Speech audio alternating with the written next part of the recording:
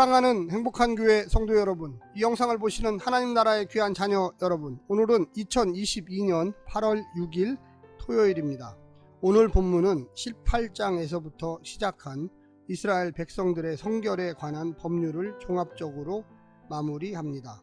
성결 규례가 이스라엘 공동체 안에 있을 법한 성범죄에 집중하고 있지만 생활 전반에 걸친 삶의 원리입니다. 하나님께서 거룩하심과 같이 하나님의 언약 백성은 거룩해야만 합니다.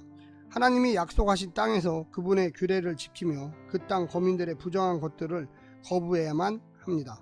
거룩을 지키는 것이 언약 백성의 사명입니다. 오늘 본문을 나누어 보겠습니다. 20장 17절부터 21절 근친상간에 대한 추가적 규례, 이복 누이, 월경 중인 여인, 고모와 이모, 숙모, 형제의 아내. 22절부터 26절 거룩한 삶에 대한 요청, 포로 생활을 경고, 땅의 구별, 정함과 부정함의 구별, 만민 중에서 구별된 백성. 27절 신접한 자와 박수무당을 금함. 오늘 본문 레위기 20장 17절부터 27절 말씀을 듣고 다시 오겠습니다.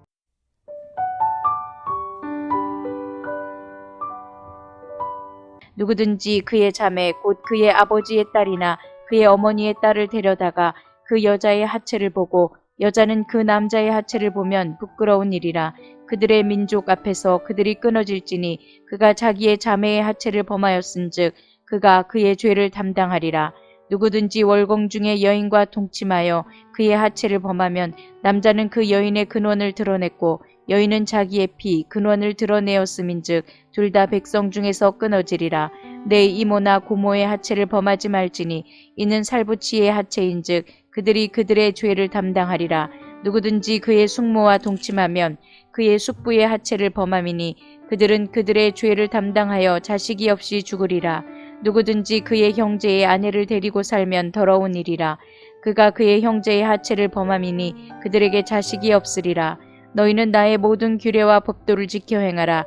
그리하여야 내가 너희를 인도하여 거주하게 하는 땅이 너희를 토하지 아니하리라. 너희는 내가 너희 앞에서 쫓아내는 족속의 풍속을 따르지 말라. 그들이 이 모든 일을 행함으로 내가 그들을 가증히 여기노라.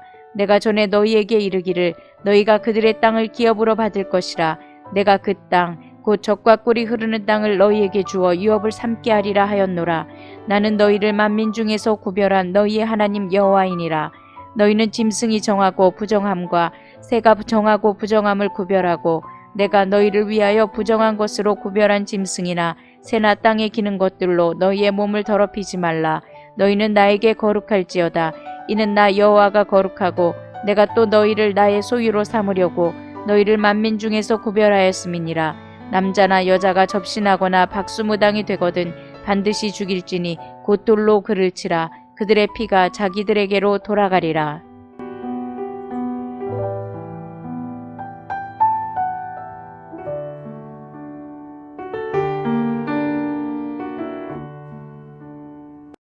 (20장은) 19장을 중심에 두고 18장과 대칭을 이루는 구조를 가지고 있습니다. 특별히 본문 22절부터 27절은 11장부터 15장에 나타나는 제2적 정결법과 18장부터 20장에 나타나는 생활의 성결법을 서로 이어주는 역할을 합니다. 이스라엘 백성이 하나님 앞에서 거룩한 삶을 살기 위해서는 의식적인 정결과 삶의 거룩을 함께 지켜야 한다는 사실을 강조하고 있습니다.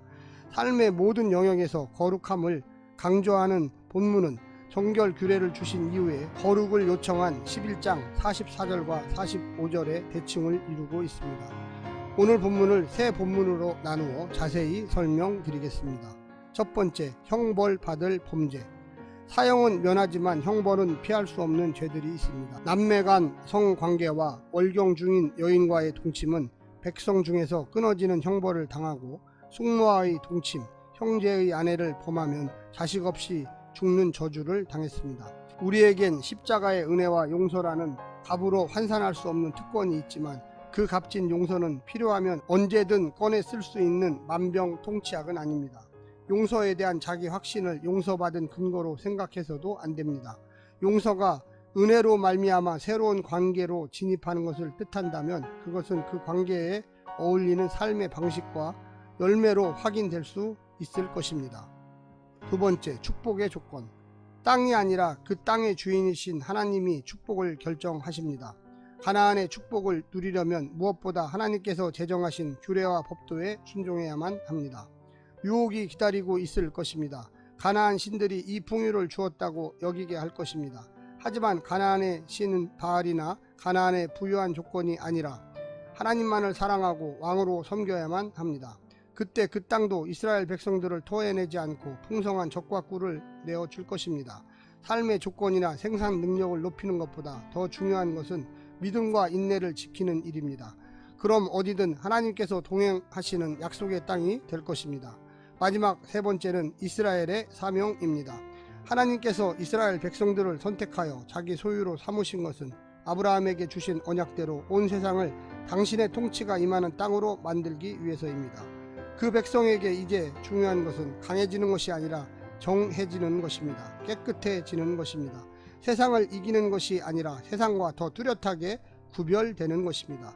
더 많이 소유하는 것이 아니라 더 많이 신뢰하는 것입니다. 세상이 상식으로 여기는 풍속을 단호히 거부함으로써 그리스도인 다움을 구현할 영역은 어디일지 각자의 자리에서 고민해 보시기를 부탁드립니다. 오늘 본문을 통해서 은혜 받으시고요. 성령님의 놀라운 축복과 삶에 대한 은혜가 늘 함께하기를 간절히 부탁드립니다. 샬롬.